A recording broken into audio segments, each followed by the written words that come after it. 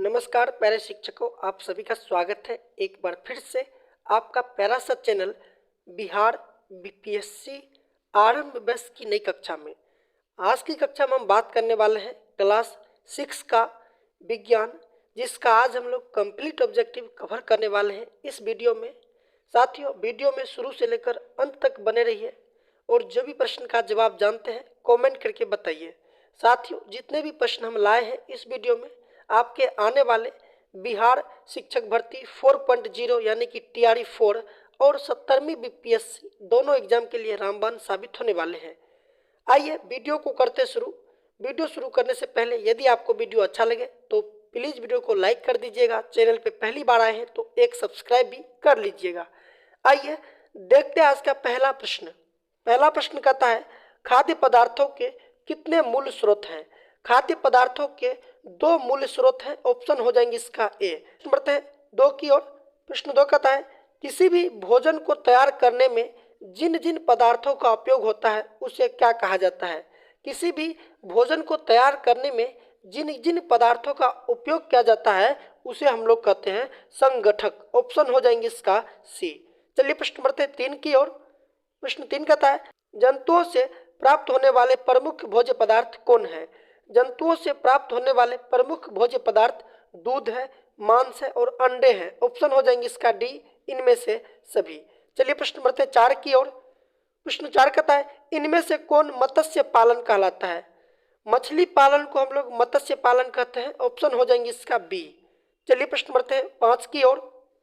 प्रश्न 5 कहता है, इनमें से कौन शाकाहारी जंतु है? शाकाहारी जंतु कहते हैं ऐसे जंतु जो केवल शाक खाते हैं। शाक कहने का पेड़ पौधे खाते हैं, तो वो जंतु साथियों गाय, भैंस, हाथी। ऑप्शन हो जाएंगे इसका डी, इनमें से सभी। चलिए प्रश्न बढ़ते हैं 6 की ओर। प्रश्न 6 कहता है, वैसे जंतु जो पौधे और जंतुओं दोनों को खाते हैं उसे क्या कहा जाता है? वैसे जंतु जो पौधे और जंतु दोनों को खाते हैं ऐसे जंतु को साथियों हम लोग कहते हैं सर्वाहारी जंतु। ऑप्शन हो जाएंगे इसका ए। चलिए प्रश्न बढ़ते हैं 7 की ओर। प्रश्न 7 कहता है, आलू किसका परिवर्तित रूप है? आलू साथियों यह एक प्रकार का तना है। ऑप्शन हो जाएंगे इसका बी। चलिए प्रश्न बढ़ते हैं 8 की ओर। प्रश्न 8 कहता है, किस पौधे में तने में भोज्य पदार्थ संचित होता है? किस पौधे में तने में भोज्य पदार्थ जो है संचित होता है? तो वो है आलू, ईख, प्याज। ऑप्शन हो जाएंगे इसका डी, इनमें से सभी। चलिए प्रश्न बढ़ते हैं 9 की ओर। प्रश्न 9 कहता है, इनमें से कौन मांसाहारी जंतु है? मांसाहारी कहते हैं वैसे जंतु जो केवल मांस खाते हैं। तो ऐसे जंतु में साथियों शेर और तेंदुआ आते हैं, बाघ और भेड़िया आते हैं। ऑप्शन हो जाएंगे इसका सी, दोनों। चलिए प्रश्न बढ़ते हैं 10 की ओर। प्रश्न 10 कहता है, इनमें से कौन शाकाहारी जंतु है? शाकाहारी जंतु कहते हैं जो शाक खाते हैं, तो इसमें आते साथियों हाथी। ऑप्शन हो जाएंगे इसका सी। चलिए प्रश्न बढ़ते हैं 11 की ओर। प्रश्न 11 कहता है, भोजन के पोषक तत्व को कितने भागों में बांटा गया है? भोजन के पोषक तत्वों को साथियों याद रखिएगा 5 भागों में बांटा गया है। कौन कौन है? पहला है कार्बोहाइड्रेट, वसा, प्रोटीन, विटामिन और खनिज लवण। चलिए प्रश्न बढ़ते हैं 12 की ओर। प्रश्न 12 कहता है, पालक, पपीता, पके आम में कौन सा विटामिन मिलता है? पालक, पपीता और पके आम में साथियों याद रखिएगा विटामिन ए मिलता है। ऑप्शन हो जाएंगे इसका ए। विटामिन ए की कमी से कौन सा रोग होता है? तो रतौंधी होता है। चलिए प्रश्न बढ़ते हैं 13 की ओर। प्रश्न 13 कहता है, स्कर्वी रोग किसके कारण होता है?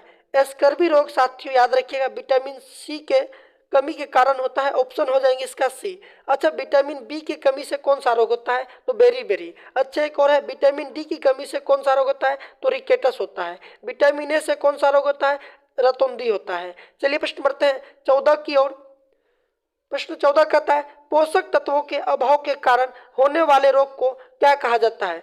पोषक तत्वों के अभाव के कारण होने वाले रोग को याद रखिएगा अभावजन्य रोग कहा जाता है। ऑप्शन हो जाएंगे इसका सी। चलिए प्रश्न बढ़ते हैं 15 की ओर। प्रश्न 15 कहता है, रिकेटस किस विटामिन के कारण होने वाला बीमारी है? रिकेटस साथियों विटामिन डी की कमी से होने वाला बीमारी है। ऑप्शन हो जाएंगे इसका डी। चलिए प्रश्न बढ़ते हैं 16 की ओर। प्रश्न 16 कहता है दूध में कौन सा विटामिन पाया जाता है? दूध में याद रखिएगा विटामिन सी पाया जाता है। ऑप्शन हो जाएंगे इसका सी। चलिए प्रश्न बढ़ते हैं 17 की ओर। प्रश्न 17 कहता है इनमें से कौन शरीर वर्धक भोजन है? शरीर वर्धक भोजन करने का मतलब शरीर को वृद्धि करने वाला जो होता है वो कौन सा है? तो होता है साथियों दाल। ऑप्शन हो जाएंगे इसका ए। चलिए प्रश्न बढ़ते हैं 18 की ओर। प्रश्न 18 कहता है रतौंधी किस विटामिन के कारण होती है? रतौंधी साथियों विटामिन ए की कमी के कारण होने वाला रोग है। ऑप्शन हो जाएंगे इसका ए। चलिए प्रश्न बढ़ते हैं 19 की ओर। प्रश्न 19 कहता है विटामिन को कितने समूह में बांटा गया है? विटामिन को याद रखिएगा 2 समूहों में बांटा गया है। ऑप्शन हो जाएंगे इसका बी। चलिए प्रश्न बढ़ते हैं 20 की ओर। प्रश्न 20 कहता है कार्बोहाइड्रेट क्या है? कार्बोहाइड्रेट ऊर्जा देने वाले पोषक तत्व है। ऑप्शन हो जाएंगे इसका ए। चलिए प्रश्न बढ़ते हैं 21 की ओर। प्रश्न 21 कहता है शरीर को स्वस्थ बनाए रखने का मूल शर्त क्या है? शरीर को स्वस्थ बनाने का एक ही मात्र स्रोत होता है, वो होता है पौष्टिक आहार करना। ऑप्शन हो जाएंगे इसका सी। पौष्टिक आहार इसी को हम लोग कहते हैं संतुलित आहार। चलिए प्रश्न बढ़ते हैं 22 की ओर। प्रश्न 22 कहता है एक स्वस्थ व्यक्ति को प्रतिदिन कितना लीटर पानी पीना चाहिए? एक स्वस्थ व्यक्ति को प्रतिदिन याद रखिएगा 3 से 4 लीटर पानी पीना चाहिए। ऑप्शन हो जाएंगे इसका सी। चलिए प्रश्न बढ़ते हैं 23 की ओर। प्रश्न 23 कहता है इनमें से कौन रोग कवकों या फफूंदी के कारण होने वाला रोग है? इनमें से कौन सा रोग है जो कवकों या फफूंदी के कारण होने वाला रोग है? तो वह रोग है दाद और खुजली। ऑप्शन हो जाएंगे इसका सी दोनों। चलिए प्रश्न बढ़ते हैं 24 की ओर। प्रश्न 24 कहता है इनमें से कौन सा रोग जीवाणु के द्वारा होता है? कौन सा रोग है जो जीवाणु के द्वारा होता है? तो वह रोग है कोलेरा, टाइफाइड या डायरिया। ऑप्शन हो जाएंगे इसका डी इनमें से सभी। चलिए प्रश्न बढ़ते हैं 25 की ओर। प्रश्न 25 कहता है इनमें से कौन सा रोग वायरस द्वारा होता है? कौन सा रोग है जो वायरस से होता है? तो वह रोग है इन्फ्लुएंजा, एड्स, चेचक और मत्स्य। ऑप्शन हो जाएंगे इसका सी दोनों। चलिए प्रश्न बढ़ते हैं 26 की ओर। प्रश्न 26 कहता है क्रीमिया के द्वारा कौन सा रोग होता है? क्रीमिया के द्वारा फाइलेरिया रोग होता है। ऑप्शन हो जाएंगे इसका ए। चलिए प्रश्न बढ़ते हैं 27 की ओर। प्रश्न 27 कहता है ऐसे रोग जो एक व्यक्ति से दूसरे व्यक्ति में फैलता है उन्हें कौन सा रोग कहा जाता है? ऐसे रोग जो एक व्यक्ति के शरीर से दूसरे व्यक्ति के शरीर में फैलता है तो ऐसे रोग को हम लोग कहते हैं संक्रामक रोग। ऑप्शन हो जाएंगे इसका सी। चलिए प्रश्न बढ़ते हैं 28 की ओर। प्रश्न 28 कहता है चर्म रोग किसके कारण होता है? चर्म रोग फंजाई के कारण होता है। ऑप्शन हो जाएंगे इसका डी। चलिए प्रश्न बढ़ते हैं 29 की ओर। प्रश्न 29 कहता है इनमें से कौन सा रोग जीवाणु द्वारा होता है? इनमें से कौन सा रोग है जो जीवाणु के द्वारा होता है? तो वह रोग है निमोनिया। ऑप्शन हो जाएंगे इसका बी। चलिए प्रश्न बढ़ते हैं 30 की ओर। प्रश्न 30 कहता है हेपेटाइटिस किसके कारण होता है? हेपेटाइटिस याद रखिएगा वायरस के कारण होने वाला रोग है। ऑप्शन हो जाएंगे इसका सी। चलिए प्रश्न बढ़ते हैं 31 की ओर। प्रश्न 31 कहता है टीकाकरण द्वारा कौन सा रोग रोका जा सकता है? टीकाकरण द्वारा कौन सा रोग को रोका जा सकता है? तो उसको रोक सकते हैं चेचक को, पोलियो को, हेपेटाइटिस को। ऑप्शन हो जाएंगे इसका डी इनमें से सभी को। चलिए प्रश्न बढ़ते हैं 32 की ओर। प्रश्न 32 कहता है तंतुओं से कपड़े कितने मुख्य चरणों में तैयार किया जाता था? तंतुओं से कपड़े को जो है कितने मुख्य चरणों में तैयार किया जाता था? तो वो 2 चरणों में किया जाता था। ऑप्शन हो जाएंगे इसका ए। चलिए प्रश्न बढ़ते हैं 33 की ओर। प्रश्न 33 कहता है हमारे देश में चरखे से सूत तैयार करने की प्रक्रिया को क्या कहा जाता है? हमारे देश में चरखे से जो सूत तैयार करते हैं इस प्रक्रिया को हम लोग कुटीर उद्योग कहते हैं। ऑप्शन हो जाएंगे इसका बी। चलिए प्रश्न बढ़ते हैं 34 की ओर। प्रश्न 34 कहता है तंतुओं के कितने प्रकार हैं? तंतुओं के याद रखिएगा 3 प्रकार हैं। ऑप्शन हो जाएंगे इसका डी। चलिए प्रश्न बढ़ते हैं 35 की ओर। प्रश्न 35 कहता है ऐसे तंतु जो पादपों से प्राप्त किए जाते हैं उन्हें क्या कहा जाता है? ऐसे तंतु जो पादपों से प्राप्त किए जाते हैं उन्हें कहते हैं पादप तंतु। ऑप्शन हो जाएंगे इसका सी। चलिए प्रश्न बढ़ते हैं 36 की ओर। प्रश्न 36 कहता है इनमें से कौन प्राकृतिक तंतु है? इनमें से कौन प्राकृतिक तंतु है? तो याद रखिएगा साथियों रेशम जो यह एक प्राकृतिक तंतु है। ऑप्शन हो जाएंगे इसका ए। चलिए प्रश्न बढ़ते हैं 37 की ओर। प्रश्न 37 कहता है निम्नलिखित में से कौन पादप तंतु है। निम्नलिखित में कौन पादप तंतु है, याद रखिएगा कपास जो ये एक पादप तंतु है, ऑप्शन हो जाएंगे इसका सी। चलिए प्रश्न बढ़ते हैं 38 की ओर। प्रश्न 38 कहता है इनमें से कौन जंतु तंतु है। इनमें से कौन सा जो है जंतु तंतु है, तो याद रखिएगा कपास और पटसन ये दोनों है, ऑप्शन हो जाएंगे इसका सी। चलिए प्रश्न बढ़ते हैं 39 की ओर। प्रश्न 39 कहता है इनमें से कौन ठोस पदार्थ है। इनमें से कौन सा पदार्थ जो है ठोस है, तो याद रखिएगा पीतल, बर्फ, लकड़ी और लोहा ये दोनों सभी जो है ठोस है, ऑप्शन हो जाएंगे इसका सी दोनों। चलिए प्रश्न बढ़ते हैं 40 की ओर। प्रश्न 40 कहता है पदार्थ की कितनी अवस्थाएं होती है। पदार्थ की मुख्य रूप से 3 अवस्थाएं होती है, ठोस, द्रव एवं गैस। बेसिकली अगर आपसे पूछा जाए पदार्थ की कुल अवस्था कितनी होती है, तो 5 अवस्था होती है। एक आता है प्लाज्मा और दूसरा आता है बीईसी।